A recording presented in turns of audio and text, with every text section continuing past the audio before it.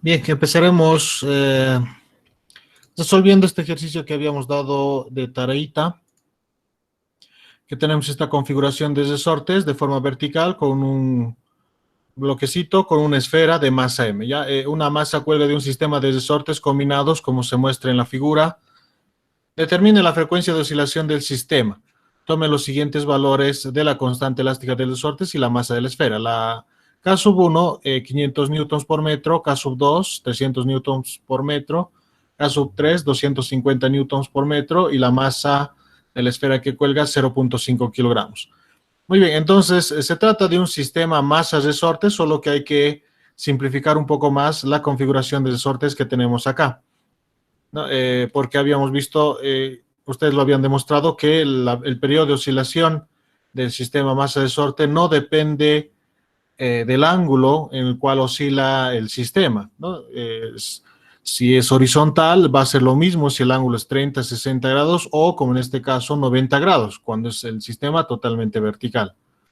Entonces, el periodo de oscilación que va a tener este sistema masa-resorte es el mismo. Por lo tanto, podemos utilizar directamente la formulita, el periodo de oscilación igual a 2pi raíz de la masa del sistema por la constante elástica del resorte, ¿no? Y el inverso de esta formulita es la frecuencia, que es lo que nos están pidiendo en el problema. Bien, lo resolveremos entonces, lo vamos a simplificar el sistema. Tenemos primeramente acá arriba una configuración de resortes en paralelo, uno paralelo al otro está. Ya tenemos dos resortes configurados en paralelo, por lo tanto los simplificamos, estos dos primeros de acá, reemplazándolo por un resorte que va a trabajar de la misma manera que esos dos, que K1, K2. Este resorte va a tener una constante equivalente, prima lo vamos a llamar en este caso, una constante equivalente prima que va a trabajar de la misma manera que trabaja esos resortes K1 y K2. Y por supuesto, si esto lo reemplazamos por un solo resorte, este resorte termina conectándose a este resorte K3, que la configuración, por lo tanto, terminaría siendo en serie, uno a continuación de otro. La configuración en serie que tenemos de acá, del resorte K3 y este resorte equivalente que vino a reemplazar a los resortes K1 y K2, K equivalente primo. Esta configuración que tenemos en serie también la podemos simplificar a un solo resorte que va a trabajar de forma similar a estos dos resortes configurados en serie. Va a ser el trabajo equivalente y su constante elástica del resorte va a ser un K equivalente, sin la prima. ¿Ya? Entonces, tenemos estos dos resortes en serie, se van a combinar o van a ser reemplazados por un solo resorte que trabaja de forma similar a estos dos resortes conectados en serie. Esta K equivalente la vamos a determinar aplicando la configuración de constantes elásticas para resortes en serie. ¿Okay? Muy bien, y al final tenemos un sistema masa-resorte vertical nomás.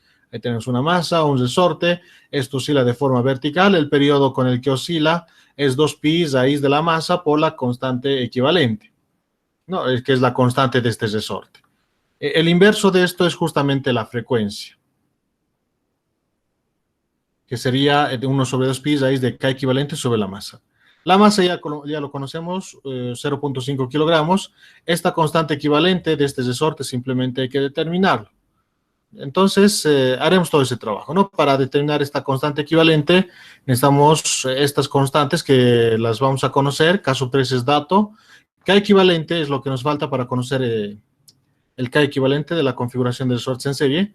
K equivalente prima, y este K equivalente prima lo vamos a calcular de la combinación de resortes que están en paralelo, K1 y K2. Entonces, por ahí empezaremos, por la configuración en paralelo. La configuración en paralelo establece que el K equivalente que viene a reemplazar a esos resortes en paralelo, que va a trabajar de forma equivalente, este K equivalente que debe tener este resorte que viene a reemplazarlos, debe ser la suma de las constantes elásticas de todos los resortes, ¿no? De las formulitas que hemos visto. Entonces, K equivalente prima sería K1 más K2, las constantes elásticas de los dos resortes que están en paralelo. Ya está. K1 y K2, por supuesto, son conocidos, son datos, entonces K equivalente prima ya es conocido también. Bien, ya con esta formulita ya es conocido el K equivalente prima de acá. Entonces, como ya es conocido, K equivalente prima y K3 son conocidos y estos dos resortes están en serie, entonces aplicamos la formulita para conocer K equivalente y así finalmente conocer la frecuencia. Entonces, como están configurados en serie, para una configuración en serie, el K equivalente que viene a reemplazar el resorte a los resortes que están configurados en serie son la suma de los inversos. La suma de los inversos. En este caso tenemos dos resortes en serie, entonces sus inversos, la suma de sus inversos sería el inverso de la constante equivalente del resorte que viene a reemplazar estos dos resortes en serie, ¿no? Entonces, de esa manera vamos a conocer el K equivalente primo. Entonces, lo desarrollamos, sacamos mínimo común múltiplo, ¿no? K equivalente prima por K3, esto dividido entre el primer término, K3 por 1, K3 más K equivalente prima en el numerador, ¿no? Bien, como es el inverso, K equivalente despejamos y termina siendo de esta forma. Arriba la multiplicación entre K equivalente prima y K3 y abajo la suma. Ya está, de esa forma conocemos K equivalente para tenerlo en función de los datos que nos dan. Entonces, este K equivalente prima que era de la configuración en paralelo, los reemplazamos acá. Reemplazándole, que es K1 más K2, entonces tenemos esta ecuación finalmente. K equivalente prima es K1 más K2, que está multiplicando a K3, y acá K1 más K2, ¿no? Que está sumando a K3. Ahí está. Ese es el K equivalente total, entonces, el final, ¿no? Que vamos a utilizar para la fórmula final, que es un sistema masa de sorte simplemente. Bien, este K equivalente reemplazamos en esa formulita de la frecuencia, 1 sobre 2pi raíz de K equivalente sobre la masa. Bien, acá reemplazamos. Entonces, del reemplazo, K3 por la suma de K1 más K2 y acá la suma de K1 más K2 más K3. Todo eso es el K equivalente y eso está dividido entre la masa. Dentro de eso, dentro de una raíz, todo eso multiplicado por 1 sobre 2pi. Reemplazando los datos que tenemos de K1, K2 y K3 y la masa, el resultado final es 3.1 Hz. La frecuencia de oscilación entonces es 3.1 Hz para nuestro sistema. Es decir, completa 3 oscilaciones en un segundo aproximadamente, ¿no? Entonces es una oscilación bastante rápida nomás. Eso es debido a que su constante elástica son bastante grande y la masa es bastante pequeña de la esfera, ¿no? 0.5 kilogramos nomás, ¿no? 500 gramos. Muy bien, esa sería la solución en este ejercicio, jóvenes, con la configuración de sortes que hemos visto. ¿Tienen alguna pregunta o alguna duda, jóvenes, en este ejercicio? Y una pregunta, ¿cuál es la diferencia entre frecuencia de oscilación y frecuencia angular? Ya, cuando te piden solo frecuencia se refiere a esta F, ¿no? La frecuencia angular es omega. Y esta frecuencia angular se relaciona con esta frecuencia F por esta ecuación, 2pi por la frecuencia. Entonces, esa es la fórmula que relaciona, ¿no? Se lo conoce como frecuencia angular a omega porque es la frecuencia multiplicado por 2pi, por toda una revolución, ¿no? 2pi que equivale a 360 grados. Por eso se lo conoce como frecuencia angular. Ya, la frecuencia es el número de oscilaciones que tarda en completar el sistema en un segundo. ¿Cuántas oscilaciones completa en un segundo el sistema? Esa es la frecuencia. Y la frecuencia angular es el número de oscilaciones que tarda en un segundo multiplicado por 2pi radians. ¿Ok? Bien, ¿alguna pregunta más que tengan en este ejercicio, jóvenes? Inge, en el sistema, si K3 hubiera estado por debajo de una de las dos constantes, K1 o K2, ¿hubiera aplicado el mismo sistema de resolución? A ver, si K3 hubiera estado por debajo de K1 o K2. Ahora está así, ¿no? Tal vez no te estoy entendiendo. Claro. Ahorita K3 está en medio de K1 y K2, ¿no? Está en la mitad. Sí. Eso podemos ver. Si hubiera estado por debajo de K1 o K2, ¿se hubiera aplicado el mismo sistema de resolución? Sí, el mismo. Es decir, si tuviéramos de esa forma, ¿no? Y por ejemplo, acá estuviera K3, ¿no? Exacto, sí. ¿No? Entonces, sí, es lo mismo. Estos siguen estando en paralelo y eso se concluye un resorte y al final esto va a estar en serie, ¿no? Si está acá o por acá, tal vez, igual, se aplica lo mismo. No importa la posición, ¿no? Tal vez la posición puede ser para que esté distribuido esta fuerza más de forma equivalente sobre ambos resortes para que se produzca la misma deformación. Tal vez de esa forma se buscaría en qué punto sería mejor colocar este K3 con la esferita, ¿no? Pero eso es para conseguir la misma deformación, que es una de las condiciones para un sistema de resortes paralelo, ¿no? Pero en este caso ya se supone que eso se va a producir en el sistema. K1 y K2 van a sufrir las mismas deformaciones, por lo tanto, están en paralelo y no importa la posición en que se encuentre K3 con la masa. Está muy bien, Inge, gracias. Ok. Muy bien. Pasamos al siguiente ejercicio, el número 46 de la guía de ejercicios. Un cilindro de masa M y radio R se conectan por medio de un resorte de constante elástica K, como se muestra en la figura. Si el cilindro tiene libertad de rodar sobre la superficie horizontal sin resbalar, encontrar su frecuencia de oscilación. Muy bien, entonces, en este caso parecería que fuera un sistema masa-resorte, pero el desplazamiento del bloquecito de esta masa, de este cilindro, no es lineal, es decir, a medida que se va desplazando de izquierda a derecha, si quieren, también va haciendo un movimiento rotacional, porque va rodando, no resbala sobre la superficie horizontal, ¿no? Entonces el movimiento es por rodadura, sin resbalar, dice. Es decir, hay la suficiente fricción con la superficie horizontal como para que esto no resbale y vaya rodando de izquierda a derecha. Aparte que se va trasladando de izquierda a derecha, también va rodando según hace ese movimiento, ¿no? Entonces, encontrar la frecuencia de oscilación nos piden acá. Bien, entonces no se trata de un sistema masa-resorte común, porque en un sistema masa-resorte común, de forma lineal, simplemente se traslada, va oscilando el cuerpo, ¿no? De izquierda a derecha, o si es vertical, de arriba hacia abajo, ¿no? Ninguno de ese movimiento tiene un movimiento rotacional, que en este caso es así, tiene movimiento rotacional el sistema. Entonces, no es prudente utilizar la formulita para un sistema masa-resorte, ¿no? 2pi masa sobre K, ¿no? El periodo de oscilación, ¿no? Y acá también nos piden la frecuencia, ¿no? Entonces, el inverso del periodo es la frecuencia, pero no pasa por esta formulita, porque en esta fórmula no se considera ese movimiento rotacional que tiene el sistema.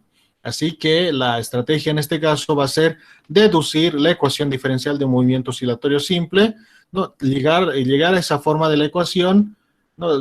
Consiguiendo que la variable esté dentro de una segunda derivada temporal, al otro lado la misma variable, el negativo, y una constante que acompaña a la variable. Y esa constante vendría a ser la frecuencia angular al cuadrado, y a través de esa frecuencia angular calculamos la frecuencia o el periodo de oscilación, ¿no? Que en este caso lo que corresponde es la frecuencia.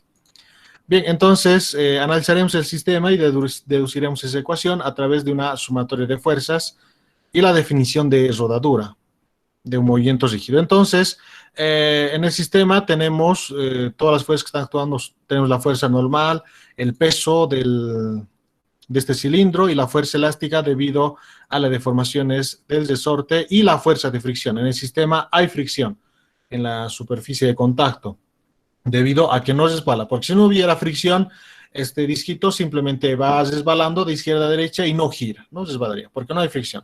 Pero como hay fricción, entonces va rodando. A medida que se desplaza de izquierda a derecha, va rodando, como las ruedas de un auto, ¿no? Para que avance, empieza a rodar sin resbalar. Bien, entonces todas esas son las fuerzas que tenemos en el sistema. Vamos a aplicar los conocimientos de rodadura para resolver este problema. Como no nos dan el coeficiente de fricción, simplemente sabemos que la fricción es suficiente para que el sistema vaya rodando, entonces esta fricción sería μ por la normal. El μ, el coeficiente de fricción, cinético o estático, no lo tenemos. Entonces va a ser un problema esta fuerza de fricción. Para simplificar esta fuerza de fricción, lo que vamos a hacer es aplicar sumatoria de torques, porque tiene una naturaleza rotacional del sistema, y vamos a poner el eje de oscilación acá en el punto de contacto con la superficie horizontal. Acá va a ser nuestro eje de oscilación, porque tomando este punto como eje de oscilación, entonces el torque generado por la fuerza de fricción se haría cero. Entonces no ejercería ningún torque y de esa manera nos deshacemos de esta fuerza de fricción. Porque si tomamos el eje de oscilación acá, entonces ahí sí existiría un torque generado por la fuerza de fricción, que sería fuerza por brazo. y el brazo sería R, ¿no? La distancia de la línea de acción de la fuerza al eje de oscilación, R, el radio del cilindro, y la fuerza sería la fuerza de rozamiento, μ por la normal. El coeficiente de fricción no lo tenemos, entonces tomarlo, el eje de oscilación en ese punto, va a ser un problema, ¿no? Más que todo con la fuerza de fricción. Bien, por eso vamos a tomarlo desde este punto, que esa es la estrategia para resolver movimientos de rodadura, ¿no? En el punto de contacto, tomar el eje de oscilación, porque respecto a ese punto, instantáneamente va rotando el sistema cuando hace un movimiento de rodadura, ¿no? Entonces, en realidad, el sistema va rotando alrededor de este eje de rotación, que en nuestro caso va a ser un eje de oscilación también, pero este eje es móvil también, porque a medida que va rotando, va rodando el cilindro. Por ejemplo, cuando se encuentra acá, si estamos tomando este como el punto, el eje de oscilación, el punto de contacto con la superficie horizontal, cuando se encuentra acá el cilindro, ese eje también se va a trasladar, porque siempre va a estar en la superficie de contacto. Entonces, es un eje móvil acá, lo que vamos a tomar.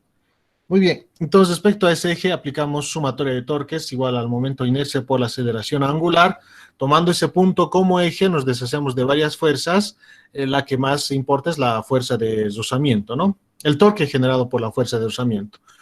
También tenemos el peso. El torque generado por el peso también no ejerce ningún torque, porque como estamos tomando acá el eje, la distancia más corta del eje de oscilación a la línea de acción de la fuerza es 0, porque por ahí está pasando la fuerza.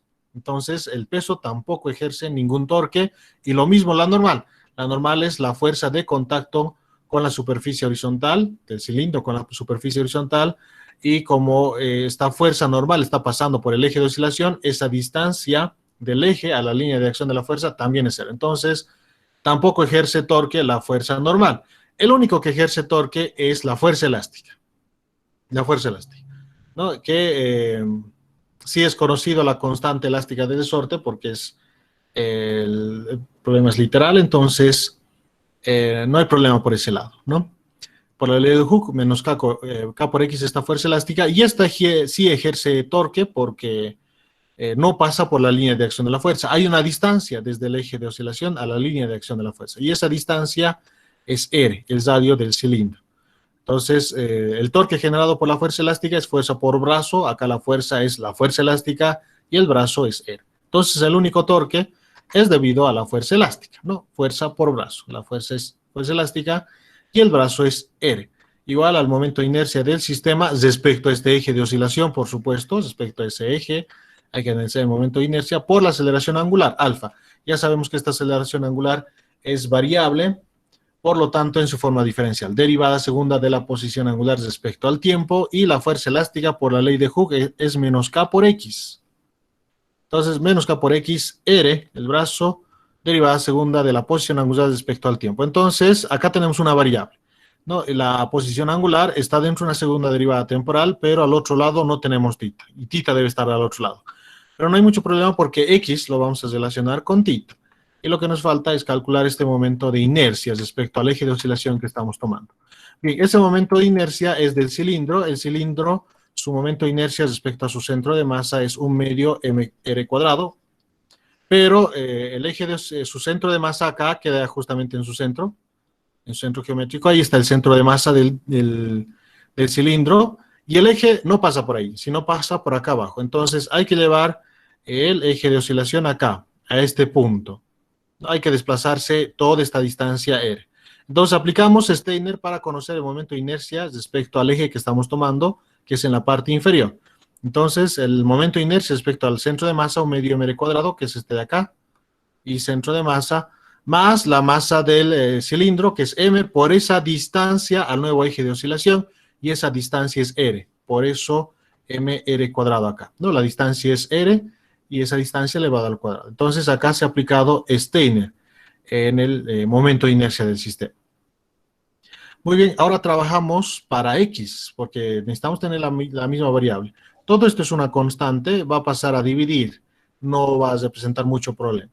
No, lo que nos interesa es ahora X, que es variable también. X es la deformación del resorte.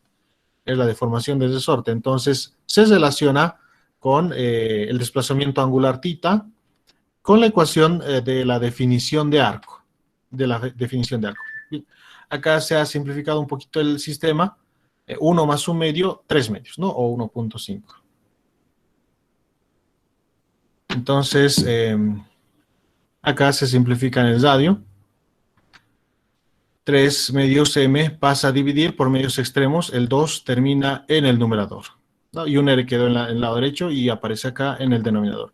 Oye, casi ya está, ¿no? Tenemos el negativo, la variable dentro de una segunda derivada temporal y acá x, otra variable, no es la misma, ¿no? Tiene que ser acá también tita o dentro de esta segunda derivada tiene que ser x, ¿no? Una de las dos hay que cambiar para que sean las mismas. Bien, da lo mismo cualquiera, el resultado final seguramente va a ser el mismo, con seguridad. Bien, lo que vamos a hacer para relacionarlas es la definición de arco. Entonces tenemos ahí el cilindro que está en movimiento de rodadura, no resbala, está rodando. Entonces cuando se desplaza una cierta distancia x, ya este punto de contacto que lo teníamos acá, ¿no? Se mueve y termina estando acá. Pero el punto que estaba acá del cilindro ya no es el mismo. Ese mismo punto del cilindro se traslada hacia acá porque está rodando, va girando a medida que se va desplazando. Es decir, este puntito, el punto del cilindro que estaba en contacto con la superficie horizontal, se fue levantando a medida que ha ido rodando. Entonces se fue levantando y termina acá. Entonces, toda esta distancia que se desplaza el cilindro, toda esta distancia x, desde acá hasta acá, aquí arriba lo he anotado, también es el desplazamiento del centro de masa. Acá tenemos su centro de masa del disco, ¿no? Y el resorte está conectado en su centro de masa, justamente en su centro está conectado. Entonces, todo lo que recorrió este centro de masa es la deformación también del resorte. Entonces, es la deformación del resorte. Entonces, el eje de oscilación que hemos tomado ha ido recorriendo por todo este cilindro hasta llegar a ese punto. De esa forma se ha ido moviendo. A medida que ha ido rotando, ha recorrido desde esta parte, que estaba en un instante en contacto con la superficie, a medida que ha ido rodando, girando y desplazándose, se ha ido levantando y lentamente ha ido cambiando también el eje de oscilación en contacto con el cilindro hasta llegar a este punto. Entonces, todo eso es lo que se ha movido, ¿no? Y todo ese movimiento también es X, ¿no? Porque toda esta curva que tenemos acá también va a coincidir con esta curva en la horizontal, ¿no? En la horizontal, con toda esta curva de acá, que también es X, ¿no? Entonces, toda esta distancia que recorre el cilindro es X, y eso es un arco. Entonces, por la definición de arco, ese es el radio, y θ entre ambos, θ sería el desplazamiento angular. Entonces, por la definición de arco, ambos se relacionan. Es X igual al radio por ese desplazamiento angular, por ese ángulo, ¿no? R por θ. Bien, esa es la ecuación simple con la que se relacionan ambos. Entonces, en vez de X en la ecuación diferencial que tenemos, los reemplazamos por R θ. En esta ecuación, ¿no? En vez de X, los reemplazamos por R θ y ya va a estar el sistema. Entonces, tenemos esta ecuación, en vez de x r θ, r se simplifica, por lo tanto, la ecuación termina de esta forma. Y ya lo tenemos en la forma de una ecuación diferencial de un movimiento oscilatorio simple, la variable θ dentro de una segunda derivada temporal, la misma variable del otro lado de la igualdad, el negativo, y por supuesto todo esto que lo acompaña es una constante. 2 y 3 ya de por sí son constantes. K es la constante elástica del resorte y M es la masa del cilindro, que a medida que va rotando no gana ni pierde masa, siempre es la misma, por lo tanto también es una constante, lo que corresponde que todo esto es una constante, 2K sobre 3M. Y esa constante vendría a corresponder la frecuencia angular al cuadrado.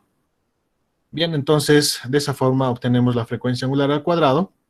Ese cuadrado de la frecuencia angular pasa como raíz, ¿no? Entonces la frecuencia angular al cuadrado es 2K sobre 3M y ese cuadrado pasa como raíz y tenemos esta expresión. La frecuencia angular es 2pi por la frecuencia o 2pi sobre el periodo de oscilación. Bueno, acá como respuesta lo he marcado, el periodo de oscilación, pero lo que nos pedían es la frecuencia, ¿no? Sí, frecuencia de oscilación. Bien, esto lo voy a corregir, lo he hecho mal esa parte. Bien, de acá lo que sería es que la frecuencia angular es 2pi por la frecuencia angular es 2 raíz de 2K sobre 3M. igual a 2pi por la frecuencia. Entonces, la frecuencia vendría a ser este 2pi, está multiplicando, pasa a dividir 1 sobre 2pi raíz de 2k sobre 3m. Bien, esa sería la frecuencia. Esta no es, ¿no? No es que esté mal esta respuesta, sino que acá como respuesta le he puesto el periodo de oscilación, pero lo que nos pedían era la frecuencia, ¿no? Esta sería la respuesta, que si se puede ver es el inverso de este periodo de oscilación, ¿no? Bien, esta es la respuesta. Esto lo voy a corregir en el PDF que les voy a dejar de esta presentación, jóvenes. Muy bien, esa sería la solución del ejercicio, jóvenes. ¿Tienen alguna pregunta en este ejercicio o alguna duda? ¿A lo que no se ha entendido, tal vez? Inge, ¿podría explicar nuevamente la relación entre tita y x? Ya, por la definición de arco, ¿no? Entonces, X termina siendo R tita. Muy bien. Entonces, este cilindro acá lo tenemos en un momento inicial, ¿ya? Acá el cilindro que está con un color más sólido y luego después de un cierto tiempo acá está transparente. Entonces, este cilindro ha ido rodando a medida que se ha ido desplazando y termina en este instante final. Ya en ese instante final termina. Este es el inicial. ¿No? Entonces, junto con el cilindro, por supuesto, su centro de masa se está desplazando y termina en esa posición el centro de masa. Y todo lo que se ha desplazado del centro de masa es X. Como el resorte está conectado al centro del cilindro, ¿no? Por esta varillita, como en este caso, entonces todo lo que se desplace este centro de masa, si se desplaza una cierta cantidad de X y aparece acá, el resorte también se va a comprimir esa cierta cantidad de X, ¿no? No tiene sentido que el cilindro avance una cierta cantidad de X y no pase nada con el resorte, ¿no? Se va a comprimir también esta cantidad de X. Y es lo que pasa acá. Cuando este centro de masa se desplaza, esta distancia que es X, acá lo he anotado, entonces el resorte también se comprime X. Y ese X, por la ley de Hooke que hemos anotado acá, ese X es la deformación del resorte. Y ese X en la ecuación terminó hasta acá. No, ahí terminó ese X. Bien, entonces ahí está, es la deformación del resorte, ya sea por compresión o por estiramiento. Lo mismo es que vaya para la derecha o para la izquierda, a la misma conclusión vamos a llegar. Muy bien, entonces el punto que es el punto inferior de acá, que es el eje de oscilación que hemos tomado para hacer la sumatoria de torques, ya había dicho que se mueve junto con el movimiento del cilindro y siempre está en la parte inferior, en contacto con la superficie horizontal. Entonces, a medida que este ha ido rotando, el eje de oscilación se ha movido y termina acá, ¿no? En un instante dado, este eje de oscilación estaba en contacto con esta parte del cilindro, con esa parte del cilindro, que en el cilindro podemos pintar esta flechita para saber dónde estaba el eje de oscilación. Cuando ha ido rotando y ha terminado en esta posición final, esa flechita ahora aparece acá, ¿no? Esta parte del cilindro que estaba en contacto con el suelo, a medida que ha ido rodando, se ha ido levantando a medida que ha ido rodando y terminó en esta posición final. Ya la parte del cilindro que estaba en contacto con el suelo. Entonces, a medida que se ha hecho este trayecto, que podemos ver también que este trayecto también es X, porque todo el recorrido que hace el centro de masa, junto con el centro de masa, se mueve este eje de oscilación. Siempre está vertical, en línea con el centro de masa, el eje de oscilación. Entonces, todo lo que se desplaza el centro de masa, también se ha desplazado el eje de oscilación. Entonces, todo ese desplazamiento también es X del eje de oscilación. Es decir, todo este recorrido que ha hecho por el suelo es X. Ahora, esta parte del cilindro que ha estado siempre en contacto con el suelo a medida que ha ido avanzando, entonces también sería X, ¿no? También sería X. Entonces, a medida que el cilindro ha ido recorriendo, este puntito final con el que termina el eje de oscilación, esta parte del cilindro termina en contacto con la superficie horizontal, seguramente se encontraba tal vez por acá. Entonces, a medida que ha ido rodando este cilindro, ha ido cayendo varias de sus partes, ¿no? Y cambiando el eje de oscilación hasta que finalmente este puntito de acá terminó en el suelo y ahí está el eje de oscilación. Entonces, ha recorrido todo eso, el cilindro también, ¿no? Todo eso ha ido recorriendo y sobre toda esa superficie del cilindro se ha ido desplazando el eje de oscilación. Entonces, esa superficie curva, ya sea en este cilindro o en este otro, es X. A ver, lo voy a borrar todo para... Lo he rayado mucho. Entonces, toda esa curva que se ha desplazado, que ha ido estando en contacto con esta superficie horizontal del suelo, viene a ser X. Y por esta curva, entonces aplicando acá la definición de curvatura, entonces X, la fórmula de curvatura o de arco es S igual a R por tita, ¿no? Entonces, en nuestro caso, S es X. X es S, el arco, ¿no? Y eso es igual al radio, el radio del cilindro es R, y este desplazamiento angular es tita, ¿no? Y ese desplazamiento angular está acá, en la derivada segunda de la posición respecto al tiempo 2 veces. Por supuesto, este desplazamiento angular, más específicamente, es el desplazamiento angular que tendría el sistema respecto a este eje de oscilación. ¿Ya? Es ese desplazamiento angular respecto al eje de oscilación. Pero acá, el desplazamiento angular que estamos tomando, tita, es respecto a este eje de oscilación o eje de rotación. Bien, en física 1 se demuestra que este desplazamiento angular, ya sea con velocidad angular o aceleración angular, respecto a este eje, es el mismo desplazamiento angular tita respecto a un eje que pasa por el centro de masa. Son iguales. Ya, son iguales. Eso se demuestra en física 1. Es bastante largo la demostración, así que no lo voy a demostrar, ¿no? Si no, perderíamos demasiado tiempo. Pero esa es la conclusión importante. Son iguales. Pero son iguales siempre y cuando el movimiento sea de rodadura, es decir, no resbale nada a medida que va avanzando este cilindro. Va rodando sin resbalar. Ya, si va rodando sin resbalar, perdón, este ángulo tita respecto a este eje de oscilación en la parte inferior, ese mismo desplazamiento angular que de un eje respecto al centro de este cilindro o esfera o cualquier objeto geométrico que tengamos acá, respecto a su centro geométrico o centro de masa. ¿Ok?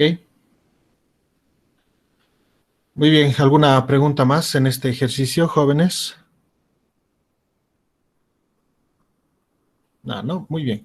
Vámonos a este ejercicio, el número 22.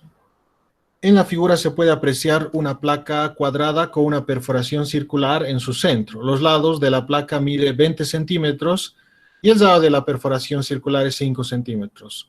Si el eje de oscilación se encuentra en su vértice, determine la frecuencia de oscilación del sistema. Muy bien, entonces, en este caso, esto se trata de un péndulo físico, ¿no? Nos piden determinar la frecuencia de oscilación. Entonces, directamente utilizamos la formulita del periodo de oscilación igual a 2pi raíz del momento de inercia mgb. ¿No? El inverso de ese periodo de oscilación es la frecuencia. Entonces, se trata de un péndulo físico porque tiene dimensiones apreciables, el sistema, y está oscilando alrededor de un eje de oscilación fijo. Bien, el problema es con esta parte hueca, ¿no? Entonces, la masa total del sistema, hay que anotar en la formulita, es la masa de esta placa cuadrada con esta perforación, no hay problema por ahí. B es la distancia del centro de masa al eje de oscilación. El centro de masa de esta placa cuadrada, si esta perforación cae justamente en el centro, creo que es obvio que también el centro de masa va a terminar cayendo en el centro de la placa cuadrada. Ahí va a seguir estando. Ya, a menos que la perforación sea en un rinconcito, ahí sí va a cambiar. Pero como la perforación es justamente en el centro también, una perforación circular en el centro, el centro de masa en el sistema también va a caer, sigue en el centro, ahí va a estar.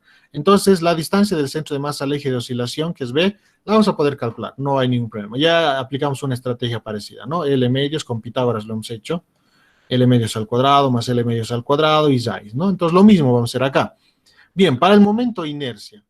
En el momento de inercia, antes habíamos utilizado el momento de inercia de una placa cuadrada, que era aplicar Steiner a su momento de inercia respecto a su centro de masa, que era un sexto ml cuadrado, si no me equivoco, que esta formulita respecto al centro de masa lo hemos deducido del momento de inercia de una placa rectangular, que era 1 sobre 12 m al cuadrado más b cuadrado. Entonces, en este caso, como se trata de una placa cuadrada, A y B son lo mismo, valen L en nuestro caso. Entonces, simplificando eso, se llegaba acá. Pero el momento de inercia no pasa por el centro de masa, de hecho pasa por acá, se aplica Steiner, ¿no? Pero hay un problema que acá tiene una perforación. Entonces, este momento de inercia es para una placa rectangular sólida, sin perforación. Entonces, ¿cómo vamos a hacer con ese momento de inercia para reemplazar en la formulita. Lo que vamos a hacer es lo que aplicaríamos con la masa o un volumen no más, porque el momento de inercia, al igual que la masa o el volumen, es un escalar, no es un vector, es solo un escalar. Entonces, si digamos tienes la masa total de la placa rectangular y tienes la masa de la perforación, la masa del cilindro, M sub D lo vamos a llamar, entonces la resta de ambos sería la masa de la placa rectangular menos la perforación, ¿no? Con la perforación que existe. Es decir, tomamos toda la masa de toda la placa, le quitamos esa perforación, perforamos y le quitamos ese pedazo de masa que estaría acá adentro, en el hueco, y restando esa masa tendríamos la masa de la placa rectangular con la perforación, ¿no? Entonces es una resta. Entonces lo mismo vamos a aplicar acá. Para conocer el momento de inercia respecto a este eje de oscilación, vamos a restar la masa, perdón, el momento de inercia de una placa rectangular respecto a este eje de oscilación, menos el momento de inercia de esta perforación y de un objeto que entraría en esta perforación. Entonces, esa perforación, como es circular, es como si lo hubieras retirado de esa perforación un disco, ¿no? Un disco se lo hubieras retirado de esa perforación.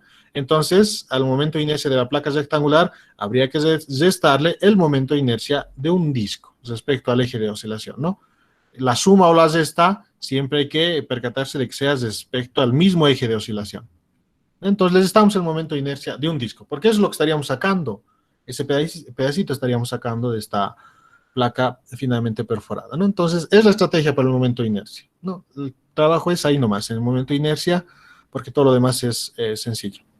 Bien, entonces, como les he dicho, se trata de un péndulo físico, esa es la formulita a utilizar, como nos piden la frecuencia, el inverso de esa formulita. Hay que calcular el momento de inercia, la masa total del sistema y B, la distancia del centro de masa al eje de oscilación. Todo es bastante sencillo. Donde vamos a trabajar un poquito más es en el momento de inercia restando. Entonces tenemos ahí la placa rectangular con la perforación circular visto de frente, para que quede claro. Entonces ahí está el eje y en ese punto está el centro de masa, ¿no? Ahí sigue en el mismo lugar, porque la perforación es simétrica, es justo respecto al centro del centro de masa de la placa rectangular. Entonces, en el mismo punto cae el centro de masa del sistema, de esta placa rectangular con perforación. Entonces, la distancia del centro de masa al eje de oscilación, ya lo hemos aplicado antes, hacemos Pitágoras, ¿no? Donde esto sería la hipotenusa, ese B que necesitamos para la formulita, la distancia del centro de masa al eje de oscilación, y los catetos son L medios, ¿no? Entonces, L medios al cuadrado más L medios al cuadrado, raíz. Y B sale L medios por raíz de 2. Ese es B, la distancia del centro de masa al eje de oscilación. Bien, y la masa de esta placa rectangular con la perforación lo vamos a llamar M nomás. Lo llamamos M simplemente. Ahora lo que vamos a calcular es el momento de inercia. Entonces, en la plaquita rectangular es como si tuviera, imaginemos que está completa, y retiramos ese disquito de la parte central. Entonces, el momento de inercia, como les he dicho, sería la resta nomás. Del momento de inercia de la placa completa, menos el momento de inercia de un disco, que entraría en este espacio a rellenar, ¿no? Entonces, este momento de inercia del disco, si entra en este espacio, entonces justamente sería una placa completa. Entonces, es como si hubiéramos retirado este pequeño disco de la parte central de la placa. Entonces, como lo estamos retirando, entonces restamos ese momento de inercia de este disco para obtener el momento de inercia del sistema, ¿no? Porque tiene la placa es completa, y necesito el momento de inercia de la placa con la perforación circular. Entonces, quitamos ese disco para conseguir la placa rectangular. Entonces, lo que estamos quitando es un disco. Entonces, por eso estamos restando al sistema el momento de inercia de un disco, ya que es el que entraría en esa perforación circular. Muy bien, entonces, calcularemos esos momentos de inercia. Recuerden, este es el momento de inercia de la placa rectangular completa, sin perforación, y este es el momento de inercia del disco, ¿no? De ese pedacito de disco que entraría a rellenar esa perforación. Entonces, hay una pregunta tal vez, o creo que accidentalmente se activó un micrófono, ¿no? Muy bien, entonces, continuaremos. De la placa cuadrada. Su momento de inercia ya lo habíamos visto antes.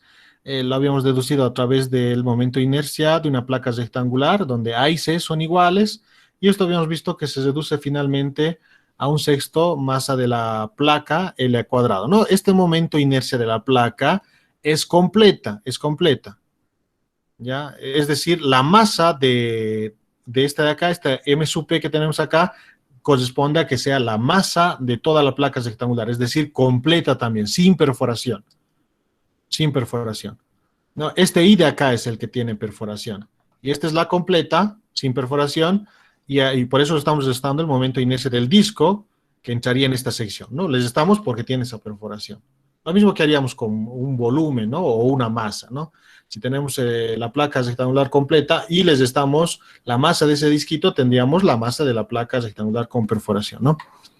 El mismo análisis, jóvenes. Entonces acá es la masa de la placa rectangular completa, ¿no? Sin perforación.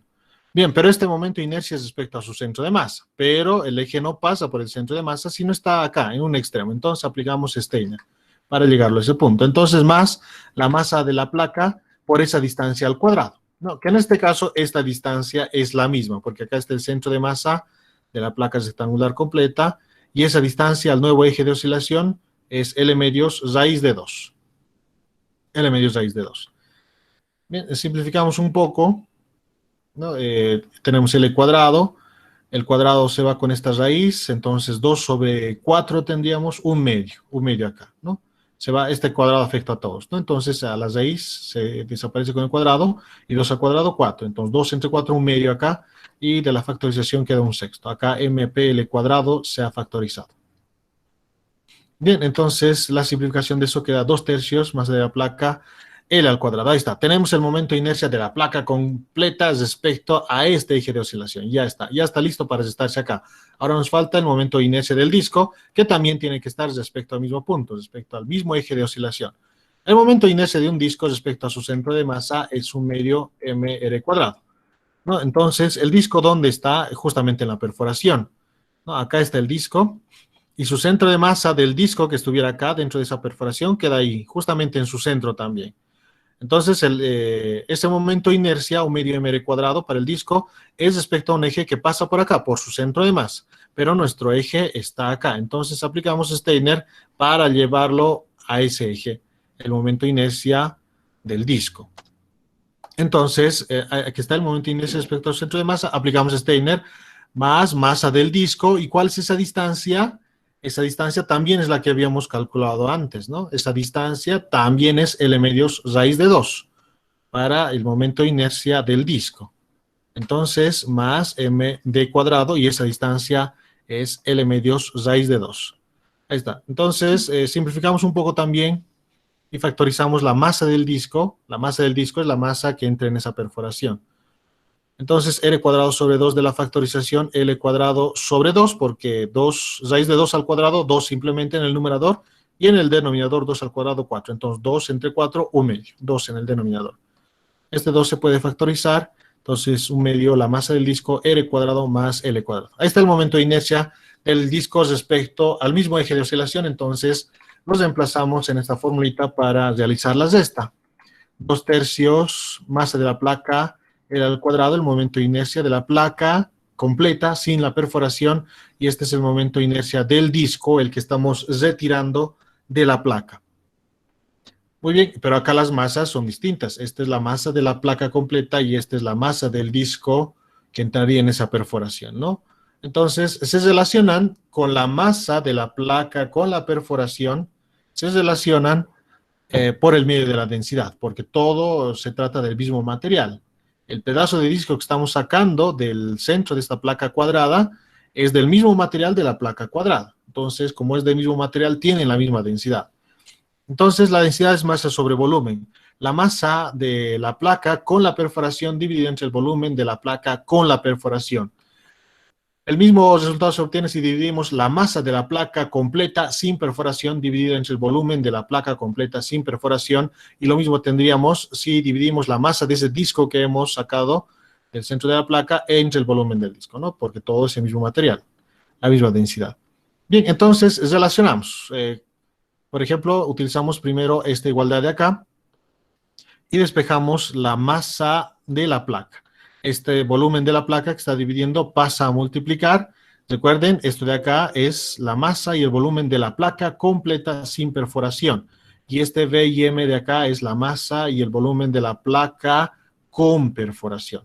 Bien, entonces este volumen es con la perforación. Entonces, ¿cómo sería el volumen de esta placa cuadrada con la perforación? Entonces, el volumen de la placa completa menos el volumen del disco, ¿no? Entonces, para el volumen, el mismo criterio. Volumen de la placa cuadrada completa menos el volumen del disco.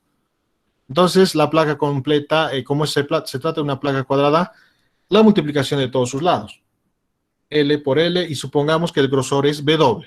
Por eso W acá, ¿no? Suponiendo el grosor W. Y el volumen menos el volumen del disco, ¿no? El volumen de esa perforación. El volumen del disco, pi r cuadrado por su grosor, que hemos dicho que ese grosor es W. Y acá B sub P es el volumen de la placa completa sin perforación. La multiplicación de todos sus lados simplemente, ¿no? L por el grosor. Ahí está. Entonces, el grosor al final termina siendo irrelevante porque se simplifica también. Entonces, la masa de la placa termina siendo esto, ml cuadrado sobre L cuadrado menos pi r cuadrado. Ahí está.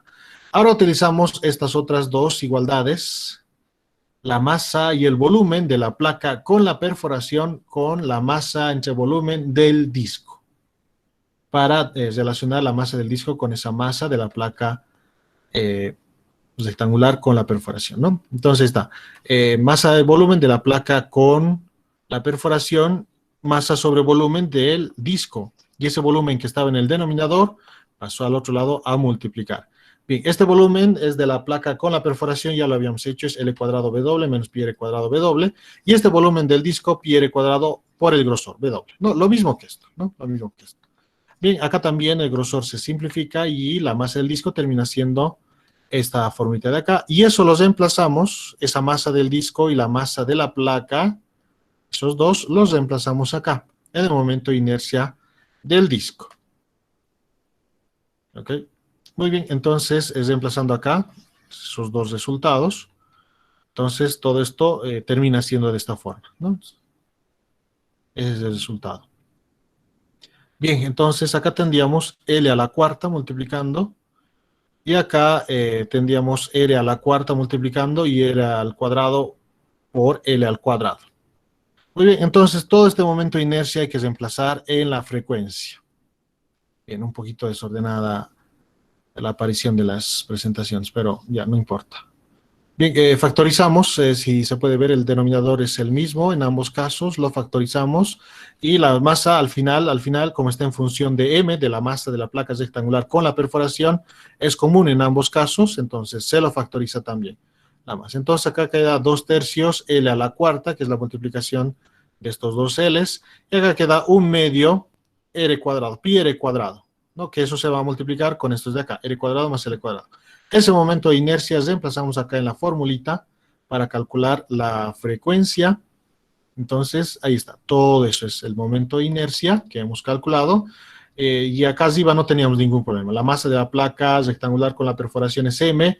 B, la distancia del centro de masa al eje de oscilación. L medios raíz de 2. Entonces, L es raíz de 2. Y S medios termina acá, ¿no? L medios raíz de 2. Ahí está. Y todo esto de acá es el momento de inercia que hemos reemplazado. Y 1 sobre 2 pi afuera. Entonces simplificamos un poco, por medios extremos, este denominador que queda en el denominador, L cuadrado menos pi r cuadrado, termina en el numerador. Entonces acá hacemos MCM también, MCM, acá en el denominador, entonces por medios extremos, 3 termina en el numerador. Porque este 2 entrando a multiplicar tendríamos 4, entrando a multiplicar en el paréntesis, por eso este 4 acá, y con esta otra resta se simplificaría en el 2, y haciendo MCM sería 3 dividido entre 3, 1, 1 por 4, 4, 3 dividido entre 1 porque acá se simplifica en el 2, 3 dividido entre 1, 2, 2 por 1, 3, entonces 3 en el denominador que por medios extremos termina en el numerador, y por eso acá termina un 3 también. Ya de hacer mínimo común múltiplo y luego medios extremos. Y todo lo demás es lo mismo. Todo lo demás es lo mismo. Muy bien, ya antes también se podía haber reemplazado el resultado, ¿no? De hecho, hubiera sido mejor acá el momento de inercia con un valor numérico y a reemplazarlo acá. Bien, pero un poquito para ver el álgebra también. Entonces, reemplazamos todos los datos, la longitud de los lados de la placa cuadrada, el radio de la perforación circular, eso es lo único que se necesita. En acá se puede ver que no es necesario la masa, se ha simplificado al final de cuentas, ¿no? No es necesario la masa. Y con esos dos datos, longitud y el radio, calculamos la frecuencia que termina saliendo 1.12 Hz. Y, esos dos datos que nos habían dado, ¿no? La perforación, el radio de la perforación circular, 5 centímetros, y en los lados L de la placa, 20 centímetros. ¿No? L 20 centímetros y el radio 5 centímetros. Por supuesto, eso hay que reemplazarlo en metros acá, ¿no? Bien, con todo eso, este es el resultado, 1.12 Hz, la frecuencia de oscilación de este sistema. Muy bien, jóvenes. ¿Preguntas en este ejercicio? En que disculpa, ¿será que podría repetir la parte de la densidad de la masa sobre el volumen? La parte del análisis, por favor. Ya, acá, ¿no? Bien, en el sistema teníamos tanto, lo que estamos haciendo acá es estar el momento de inercia de la placa completa menos el momento de inercia de este disquito, que es lo que sacaríamos para que esta placa cuadrada tenga la perforación, ¿no? Es lo que retiramos. Este disco estamos retirando de la placa cuadrada. Entonces, un momento de inercia de esta placa cuadrada con la perforación es el momento de inercia de la placa completa menos el momento de inercia del disco. Bien, pero este momento de inercia de la placa completa, la masa que corresponde sería la masa de la placa completa.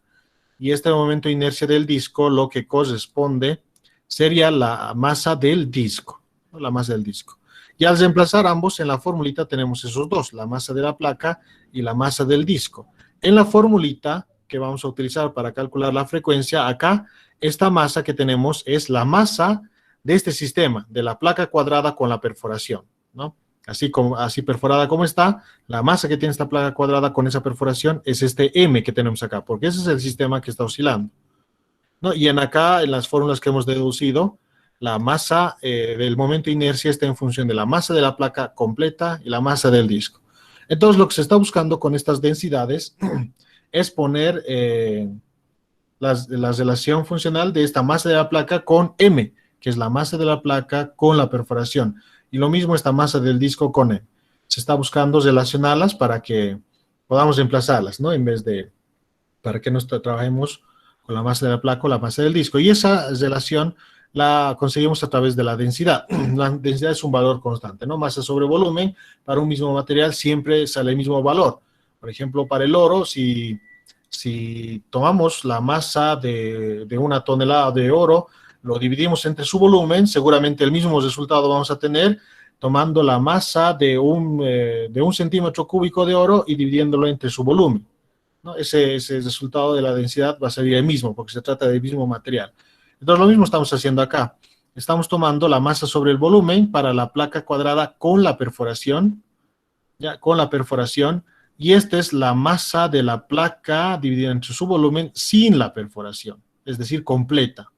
Y esta es la masa sobre el volumen del disco, ¿no? Que entraría en esa perforación, o el disquito que hemos retirado de la placa cuadrada para que la placa tenga perforación.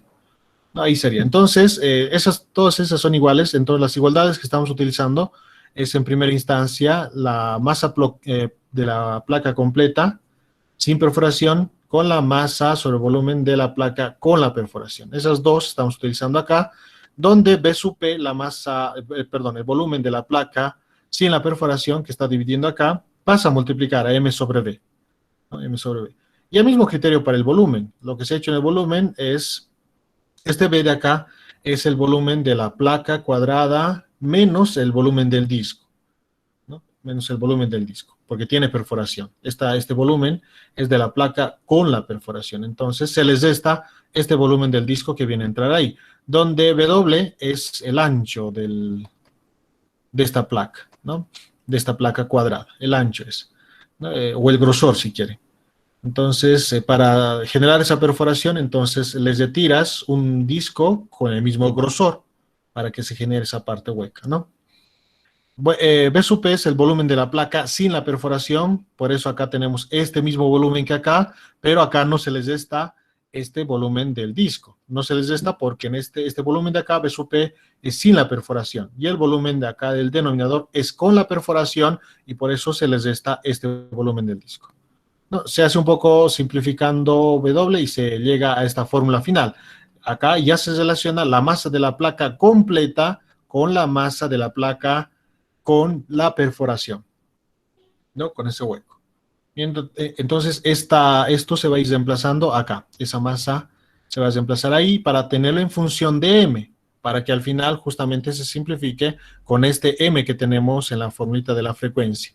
Porque si acá reemplazábamos con M sub P, entonces no se hubiera simplificado, ¿no?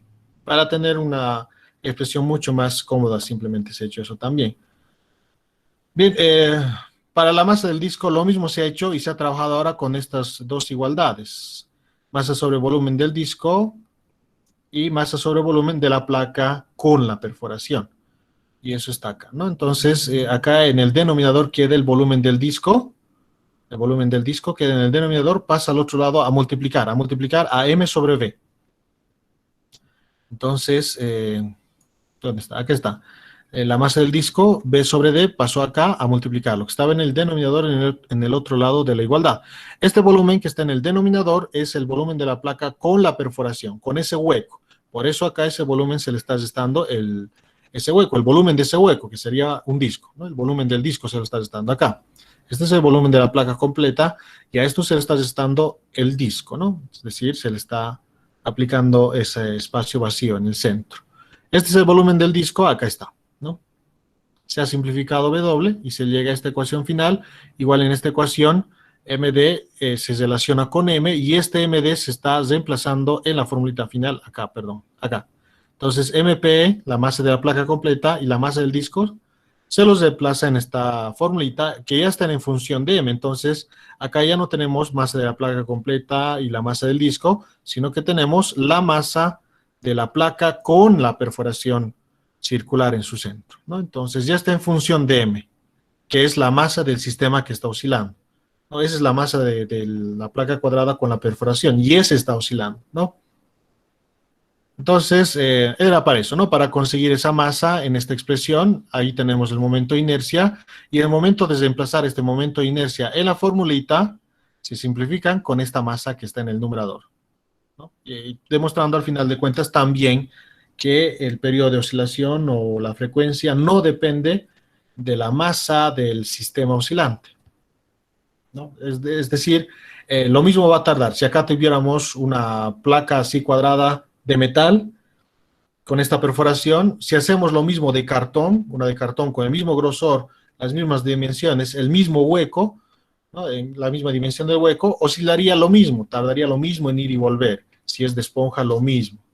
Si es de plomo, tarda lo mismo, ¿no? Entonces, solo va a depender de su geometría, no de su masa, ni del momento de inercia, ¿no? Muy bien, ese sería el ejercicio, jóvenes. ¿Qué tal? ¿Alguna pregunta más en este ejercicio?